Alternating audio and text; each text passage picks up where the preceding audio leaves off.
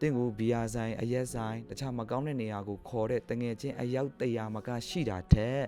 ဖျားနဲ့ပတ်သက်တဲ့အရာကောင်းသောအကျင့်ကိုကျင့်တဲ့နေရာကိုခေါ်တတ်တဲ့တငယ်ချင်း1ယောက်ကပို့ပြီးမှတန်ဖိုးထားစရာဖြစ်ပါတယ်တချို့ကတော့လွယ်နဲ့စကားပြောတတ်တယ်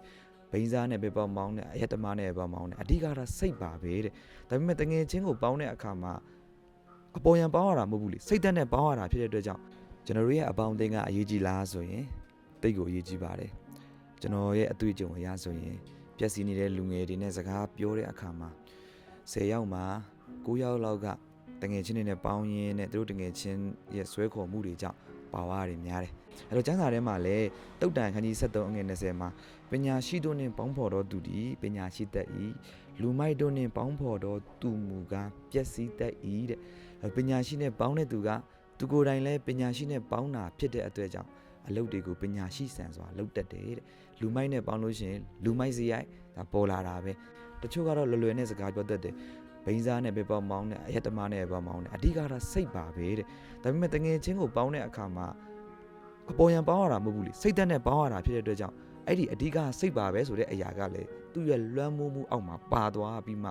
ရက်တမနဲ့ပေါင်းတဲ့အခါမှာကိုယ်တိုင်လည်းရက်တမဖြစ်သွားတယ်စေတမနဲ့ပေါင်းတဲ့အခါမှာကိုယ်တိုင်ကလည်းအဲ့ဒီအတိုင်းဖြစ်သွားတတ်ပါတယ်ပြီးတော့တစ်ကောအခန်းကြီး15ငယ်33မှာလည်းအလွဲမယူကြနဲ့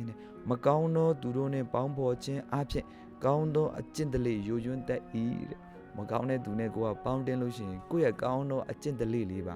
ယိုယွန်းတတ်ပါတယ်ဒါကြောင့်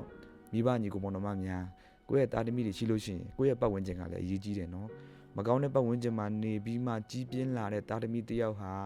မကောင်းတာဖြစ်ဖို့အတွက်ရာခိုင်နှုန်းကပိုများပါတယ်ကောင်းတဲ့ပတ်ဝန်းကျင်မှာကြီးထွားတဲ့ကလေးတွေဟာလည်းကောင်းသောအကျင့်ကိုကျင့်တတ်တယ်ဆိုတာလေးကိုသိစေချင်ပါတယ်ပြီးတော့တုတ်တန်အခန်းကြီး29အငယ်7မှာလည်းတန်ကိုတန်ဖြစ်ထက်စေတကယ်တော့လူဒီအဆွေခင်ပွန်းဤမျက်နာကိုထက်စေတတ်၏တဲ့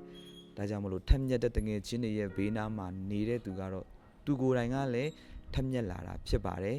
အဲ့တော့လောကကြီးထဲမှာကောင်းတဲ့အကျင့်တလေးဆိုတာလူတယောက်စီကနေကူးဖို့တော်တော်ခက်တယ်နော်ဒါပေမဲ့မကောင်းတဲ့အကျင့်တလေးကြတော့ကူးရတာတိတ်ကိုမြန်တယ်ဒါကြောင့်အပေါင်းအတင်းဆိုတာသတိထားပြီးမှပေါင်းတင်းတင်ပါတယ်ဒါကြောင့်တင်မှာတငယ်ချင်းဘလောက်များတယ်အဆွေခင်ပွန်းတွေဘလောက်များတယ်အဲ့ဒါကအရေးမကြီးပါဘူးဒါကြောင့်တင့်ကိုဘီယာဆိုင်အရက်ဆိုင်တခြားမကောင်းတဲ့နေရာကိုခေါ်တဲ့တငယ်ချင်းအယောက်100မကရှိတာတဲ့ဖျားနဲ့ပတ်သက်တဲ့အရာကောင်းသောအကျင့်ကိုကျင့်တဲ့နေရာကိုခေါ်တတ်တဲ့တငယ်ချင်း1ယောက်ကပို့ပြီးမှတန်ဖိုးထားစရာဖြစ်ပါတယ်ဆိုတဲ့အကြောင်းလေးကိုပြောချင်ပါတယ်ဒါကြောင့်လူငယ်တွေအနေနဲ့ကိုပေါင်းတင်တဲ့ကိုယ့်ရဲ့တငယ်ချင်းတွေကိုဂရုတစိုက်ပေါင်းတင်တဲ့တကယ်ကောင်းသောအကျင့်ကိုသူတို့ရဲ့အကျင့်သူတို့ရဲ့နှလုံးသားကိုကြည့်ပြီးမှကောင်းတဲ့အရာကိုယူတတ်ပြီးပေါင်းတတ်တဲ့တငယ်ချင်းတွေဖြစ်ကြပါစေလို့ဒီနှုတ်ကပတ်တော်လေးနဲ့တတိပေးလိုက်ချင်ပါတယ်အဲ့ဒါမြန်ကောင်းကြီးရှိပါစေ